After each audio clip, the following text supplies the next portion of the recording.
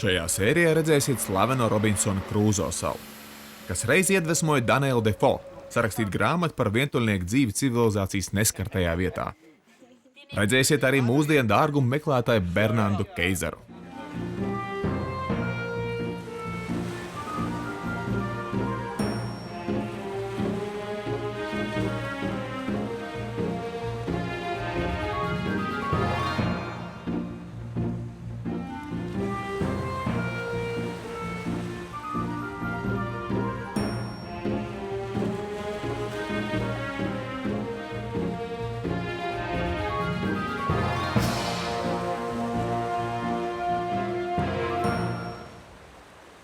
No Čīles ostas pilsētas Valparaiso jahta Milda devās uz Robinsona Krūzo salu Juana Fernandesa arhipelāgā.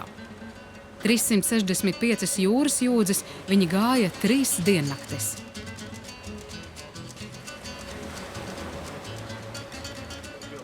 Ceļojot mērenā vilnī uz jahtas tika veikti arī sauszemes darbi. Piemēram, Rolands lāpīja burus.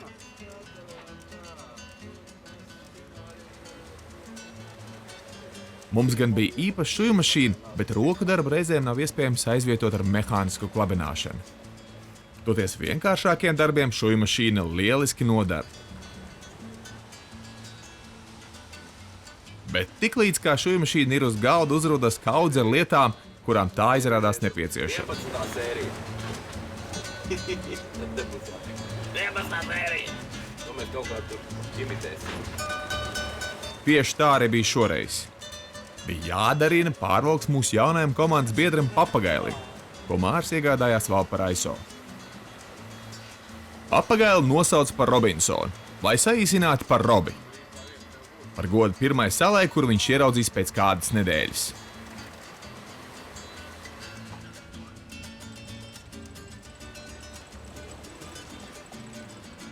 Papagaļi dzīvo pāri 40 gadiem, tātad Māra putns bija vēl tikai jauns zēniņš.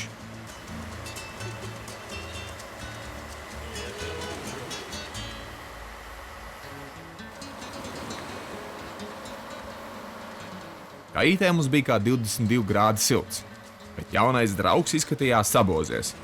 Laikam viņam bija par vēsu. Tomēr devāmies tropu virzienā, un tā bija laba ziņa mums visiem 9. Lai pasargātu jauno komandas locekli no caurvēja, Mārs arī uzsāka darināt pārvalku. Tas piereiz arī ļautu apklusināt papagaļu čalošanu mirkļos, kad jādodas pie miera.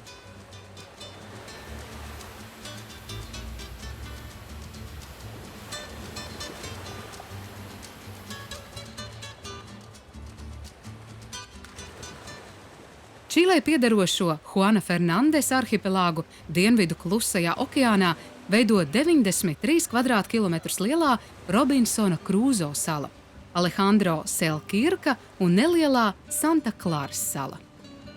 Tās ir vulkāniskas izcelsmes un neparasti nelīdzenas. Kalni, kas veidojušies lavas izplūšanas rezultātā, sasniedz teju 1000 metru augstumu.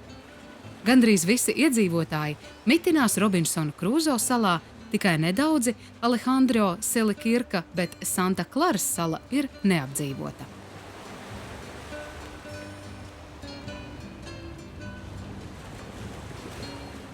Robinsona Krūzo salā man bija jāveido kārtējais televīzijas raidījums, un kā parasti veicu cenu aptauju, lai atrastu labāko piedāvājumu viesnīcai vai pansijai. Budžets neatvēlēja daudz naudas komfortam, tāpēc kaulējos par katru centu. Tiklīdz izkāpu krastā, man tika piedāvāta 2 varianti. Abi nebija lēti, tāpēc mēģināju kaulēties. Cenu nosist man neizdevās, bet viens no viesnīcniekiem iekļāva papildus pusdienu piedāvājumā eļļā vārīto māru.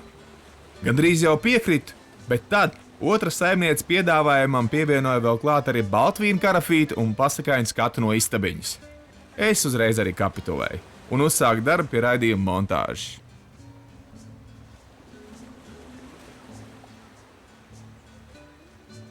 Viss arhipelāgs tiek aizsargāts kā Nacionālais parks un UNESCO pasaules biosfēras rezervāts, jo šeit ir mājas vienai no vissaudabīgākajām ekosistēmām pasaulē.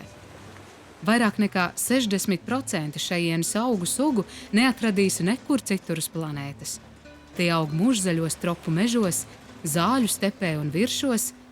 Arhipelāga fauna nav pārāk bagāta, taču arī tajā sastopamas vairākas endēmiskas, proti tikai šajā apvidū sastopamas sugas. Starp 11 tādām putnu sugām ievērojamākie ir Juana Fernandesa kolibri. Tie ir nelieli, aptuveni 11 cm gari un aprēķināts, ka to skaits ir tikai ap 500. Kad 1574. gadā spānis Juans Fernandes atklāja arhipelāgu, lielāko no salām viņš nosauca par Māsatjeru, kas tulkojumā no spāņu valodas nozīmē vienkārši tuvāk zemei, proti Dienvidamerikai. 1966. gadā, lai padarītu šo vietu populārāku turistu aprindās, Čīles valdība to pārdēvēja par Robinsona Krūzo salu. Tas tādēļ, ka 18. gadsimta sākumā te mitinājies slavenā literārā varoņa Robinsona Krūzo prototips, skotu jūrnieks Aleksandrs Selkirks. Viņa vārdā ir nosaukta arī otra lielākā arhipelāga sala.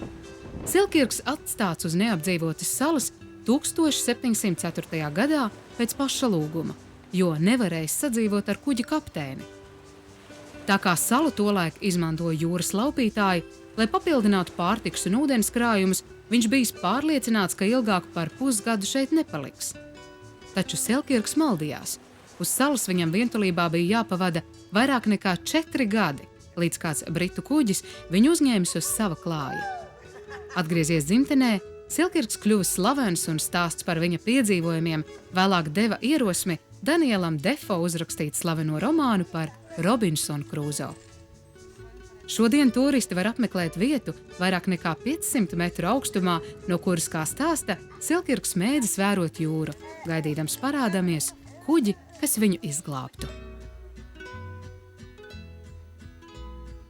Pēc salu atklāšanas 16. gadsimta otrajā pusē ilgu laiku tajās nebija pastāvīgi iedzīvotāji. Te piestāja vien roņu mednieki un jūras laupītāji. 18. gadsimtā, kad arhipelāgu bija iekārojušas Anglija un Francija, spāņi nolēma nostiprināt savas pozīcijas, izmitinot Robinsona Krūzo salā bīstamus noziedzniekus. Tiem bija jādzīvo lielās vulkāniskās salās aiz koka restēm. Līdzīgs liktenis piemeklēja Čīles patriotus, kas uz šejien tika izsūtīti neatkarības cīņu laikā 1814. gadā. Pirmais jaunās Čīles valsts jūras kara flotes uzdevums bija savu patriotu atbrīvošana. Un 1818. gadā arhipelāgs tika pasludināts par Čīles teritoriju. Tomēr Robinsona Krūzo salas kolonizācija aizsākās tikai gadsimta otrajā pusē, un mūsdienās te mitinās tikai ap 500 iedzīvotāju. Vairums dzīvo Svētā Jāņa Kristītāja vārdā nosauktajā pilsētā Robinsona Krūzo salā, bet nedaudzi arī Alejandro Selkirka salā. Vasarā Juana Fernandesa arhipelāgā ierodas arī turisti, pārsvarā zemūdens niršanas cienītāji. Viens no populārākajiem apskates objektiem ir Pirmajā pasaules karā nogremdētais vieglais vācu kreiseris Dresdene, Kemberlenda līcī. Tā nu ēdot tomātus pagāja pāris dienas un raidījums bija gatavs. Pa to laiku bija sapazinies ar salas iemītniekiem. Sadraudzējāmies un nolēmām uztaisīt atvadu balli, kuras laikā iepazīstināsim vietējos ar tālo nostūri – Latviju. And we will tell everybody that this is a place where to go. Coccolo e Fonta? Sí. Balles rīkošanai ideāli noderēja manis īrētie viesnīcas apartamenti, kā tos jokojot sauc. Verandā ar skatu uz līdz aicinājām visus, ko vien satikām. Vietējo pasnieku, mēru, Čīles armādas seržantu. Starp citu atnāca tikai pasnieks, bet nedzēra nepīlis. Toties pārdevējs, kur veikalā bijām iepirkušies, bija paņēmuši līdzi arī savus bērnus.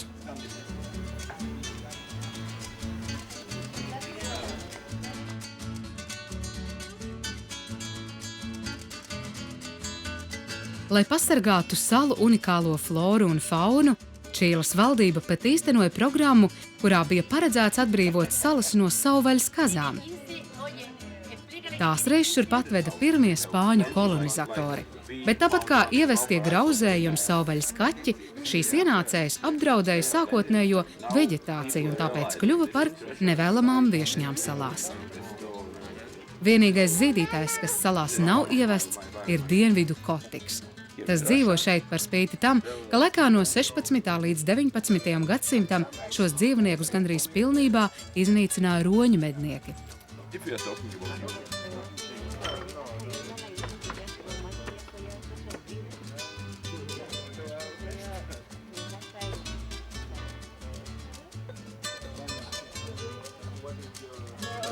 Yeah, and more, and it means that we have already one-third pensioners. And the main problem is that during Soviet time exists so-called solidarity system.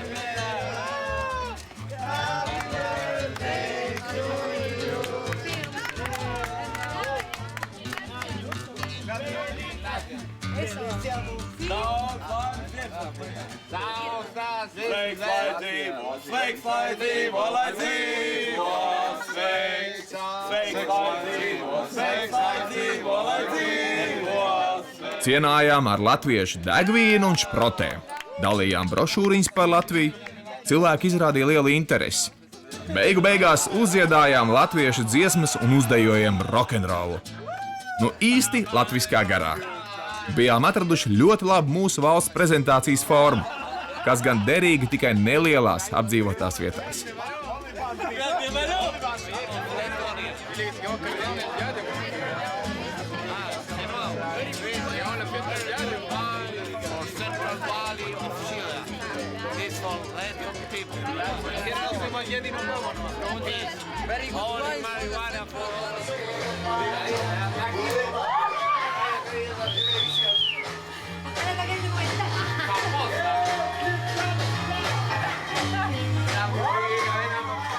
Mūsu reprezentācijas ballītē iepazināmies ar kādu Bernardu Keizeru.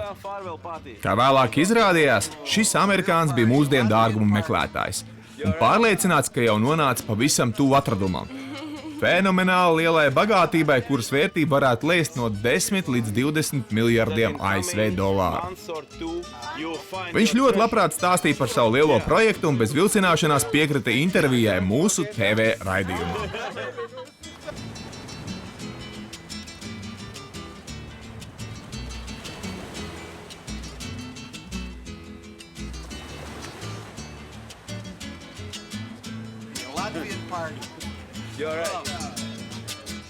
Turpinājumā redzēsiet interviju ar dārgumu meklētāju Bernardu Keizeru.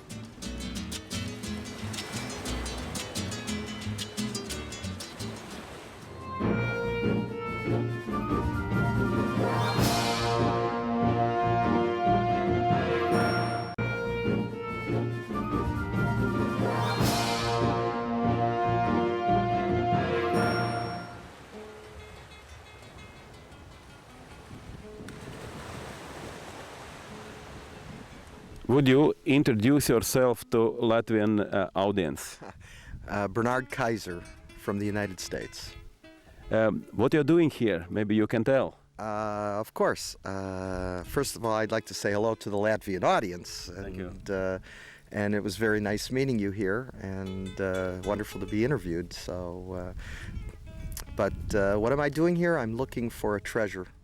Mūsu sarunu biedrs Bernards Keizers pastāstīja, ka šeit salā nodarbojoties ar apslēpto dārgumu meklēšanu. Un esot pārliecināts, ka atradīšot, jo strādās tik ilgi, kamēr vien pietiks naudas un pacietības. Saskaņā ar Čīles valdības atļauju rakt drīkst šeit tikai 6 mēnešus gadā. Viņš rokot jau 3. sezonu. Visu projektu finansējot Keizers pats. Izrādījās, ka Keizeram naudas netrūkst. Viņam Amerikas Savienotajās valstīs piederot vairāki uzņēmumi, un tas viņam ļaujot darīt, ko vien viņš vēloties. Un viņš vēloties meklēt dārgumus Robinsona Krūzo salā. Kaut gan Čīles valdība šajā projektā neiegulda nekādas līdzekļus, Keizeram esot vienošanās ar to. Veiksmes gadījumā Čīles valdībai pienākoties 75% no atrastā. I own a couple of businesses in the States, and that allows me to do what I'd like to do. So, and I like to go treasure hunting, and this is the perfect spot for it. I understood you have some agreement with the Chilean government, isn't it? Yes, I have an agreement with the Chilean government, and when I find the treasure, we'll see if that agreement still stays intact and see what happens. But my partner is the Chilean government. Although they don't put any money into the project, they will get a very substantial portion of the treasure when I do find it. Un esot daudz liecību par to, ka veiksme nebūs ilgi jāgaida. Gan zemē, gan virs zemes ir atrastas ļoti daudz zīmes, kas pierāda to, ka šeit cilvēki bijuši un kaut ko noslēpuši.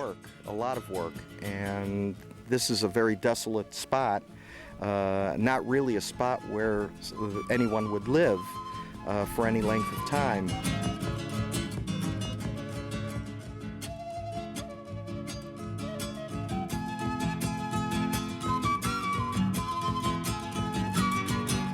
This is an anagram of the name that I gave you.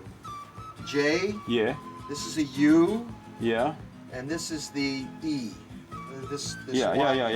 And this is an E. If you go like this, the top part of it would be an E. Mm-hmm. Okay? So it's Juan Esteban de Ubilla y Echeverria. So this is Juan Ubilla's name. Lūk, šajās zīmēs uz zāles sienām uzmanīgs pētnieks varot saskatīt karti, kas attēlo maršrutu, pa kuru šeit ieradies tas, kurš dārgumus noslēpis. Skeptiķu iebildumi Keizaru neuztraucot. Viņi iedrošino doma, ka vēsturē ir daudz piemēru, ka cilvēki paveikšu lielas lietas, kaut arī uzskatīt par trakiem tikai tāpēc vien, ka darījuši to, ko neviens normāls cilvēks nedarītu. Cilvēce ir attīstījusies tieši šādi. Kāds kādu iedrošinājis iziet ārpus sabiedrības, iztaigāt staciņas, lai kaut ko paveiktu. Yeah. And do you know what that shape is? Can you see it? See this shape here? Is it head? No? No. Do you see a shape? You should know it because you just sailed it. You just sailed You this. mean South America? Yeah. Okay. Here's Brazil, Argentina, Chile. Here's Colombia, Venezuela. Yeah. Here's the Pacific Ocean here. Okay. Pavaicājuši, ko viņš darīs, kad kļūs milzīgas bagātības īpašnieks, sapratām, ka par to Keizars nav īsti aizdomājies. Viņa meklējuma dzinulis nebija nauda, jo tās viņam kā multimiljonāram gana daudz. Turklāt viņa vārdiem nauda nesot cilvēku panākumu rādītājs. Tās vienmēr būtu vēl vairāk nekā ir. Pierādīt savu taisnību, iet vēsturē izdarot kaut ko tādu, ko neviens iepriekš nav darījis. Lūk, tāds ir viņa mērķis. Viņa panākuma rādītājs būšot šo dārgumu atrašana. I suppose that you met a lot of skepticism, and how you live with this, and Well, I live with Acīm redzot, Bernarda Keizara vadīja piedzīvojumu kāri un īsti amerikāniski stūrgalvīga apņēmība sasniegt savu mērķi. Ja Keizaram veiktos, viņš tiešām kļūtu pasaules slavens vīrs, jo tāds ķēriens aptuveni 10 līdz 20 miljardu ASV dolāru vērtībā vēl nav gadījies nevienam. And that's how people have advanced through the ages, how man has advanced by going people. Stāsts par Robinsona Krūzo salā apslēptajiem dārgumiem ir šāds. Kad 18. gadsimta sākumā Anglija koalīcijā ar Austriju uzsāka karu pret Spāniju, pašu spāņu augstākajās aprindās bija cilvēki, kas atbalstīja pretinieku. Piemēram, spāņu ģenerālis Juans Estebans de Ubilla, kurš bija atbildīgs par dārgumu pārvešanu no jaunās pasaules uz Spāniju. Slepeni 1713. un 1714. gadā daļu dārgumu aizveda uz Juana Fernandes arhipelāgu. Dārguma aprakstā minētas 156 lādes ar zelta un sudraba monētām, 20 mucas ar neapstrādātiem dārgakmeņiem un 800 maisi ar zeltu. Spriežot pēc apraksta, katrs maiss svērs 12 līdz 15 kilogramus. Kopā apmēram 120 tonnas dārgumu. Šo bagātību ģenerālis bija paredzējis nodot Angļu tronim, taču viņa nodoms neizdevās, jo kopā ar visu spāņu floti viņš gāja bojā Viesuļvētrā. Ziņa par noslēpto mantu līdz angļiem tomēr nokļuva. Neviens te īsti neticēja, taču beigu beigās kāds ierēdnis izlēma nosūtīt kuģi, lai vietu pārbaudītu. 1759. gadā ar nelielu kuģu vienradzis ceļā devās kapteinis Veps. Salā jūrnieki pat tiešām atrada dārglietas.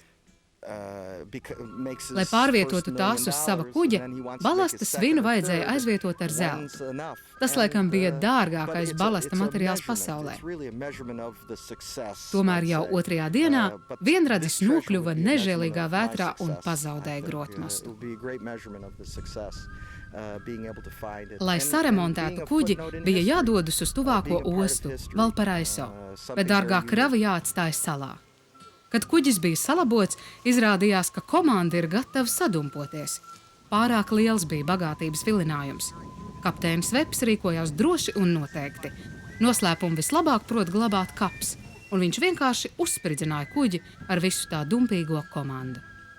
Pats vairs uzdevumu izpildīt nevarēdams, Veps uzrakstīja vēstuli ar sīku paskaidrojumu, kur mantu atrast, un nosūtīja uz Angliju. Tomēr liktenim patika, lai šis noslēpums paliktu cilvēkiem nezināms gandrīz 250 gadus. Veps saslima un nomira pāris mēnešus pēc vēstules izsūtīšanas, bet adresāts dažus mēnešus pirms vērtīgā ziņa sasniedza viņa namdurvis. Tā kā neviens cits par Veba misiju nezināja, vēstule nokļuva arhīvā, kur nelasīti nogulēja līdz pat 1949. gadam. Tad tā kaut kādā ceļā nonāca čīlieša Vindara Kuziņo rokās. Kuziņo mēģināja apslēpto mantu atrast, tomēr rakts tika nevis Sporting Glesā, bet iepretim Kamberlenda līcim, kur atrodas Salinieku ciems. Bernards Keizers par Kuziņo aktivitātēm padzirdējis TV intervijā tikai 1995. gadā. Vairāk nekā 4 gadus viņš strādājis Anglijas arhīvos, savukārt algots spāņu vēsturnieks pētījis Madridē pieejamos tā laika dokumentus. Būdams pārliecināts, ka tikai viņš viens ir pareizi sapratis vēstulē rakstītos norādījumus par paslēptuves vietu, Keizers uzsāka vērienīgu dārgumu meklēšanas darbu.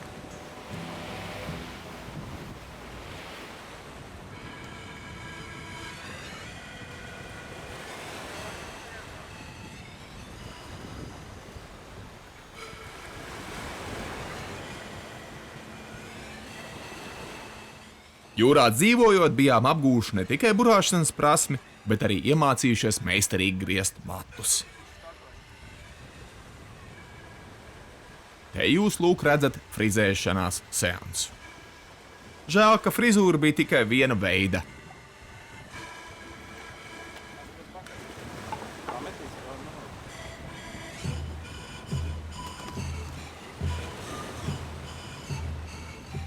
Jau 2006. gadā internetā parādījās ziņa, ka Čīles speciālistu grupa ar modernu ģeoradaru palīdzību noteikusi vietu, kur atrodas Robinsona Krūzo slavenie dārgumi. Protams, vēl pirms tam tika saņemta atļauja veikt izrakumus, bagātību jau dalīja un tika leizts, cik dabūs Čīles valsts un cik salinieki. Keizers lūdza komentēt šo ziņu. Keizers esot paudzis ļoti skeptisku attieksmi. Viņuprāt, radara noteiktā vieta atrodas pārāk tālu no krasta līnijas, un tur nav līča, kur no kuģa varētu izkraut tonnām dārgumu. Es neticu šādiem interneta stāstiem. Ja nu vienīgi pats Keizers ir atradis dārgumus un tagad ir nolēmis slēpt patiesību, lai nepakļautu sevi un savu jauno kapitālu briesmām. Kas zina?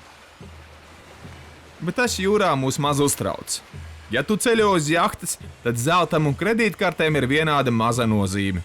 Nāzis un galiņš, kā mēs saucam vienkārši striķi, vētras laikā var glābt tev dzīvību, bet naudas daudzums aptumšos prātu un pārvērtīs tev par akmeni, kas lēnām un neatgriezeniski pazūd dzelmē.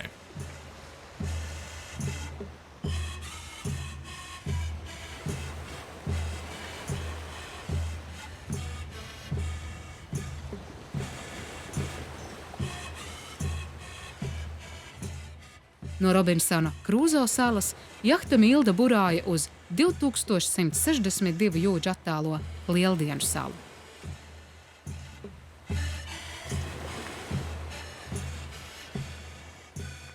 Nākamajā sērijā redzēsiet slavenās jahtas Apustulis Andrejs komandu un Lieldienu salu ar tās noslēpumainajām vēstures liecībām, akmens figūrām, moai.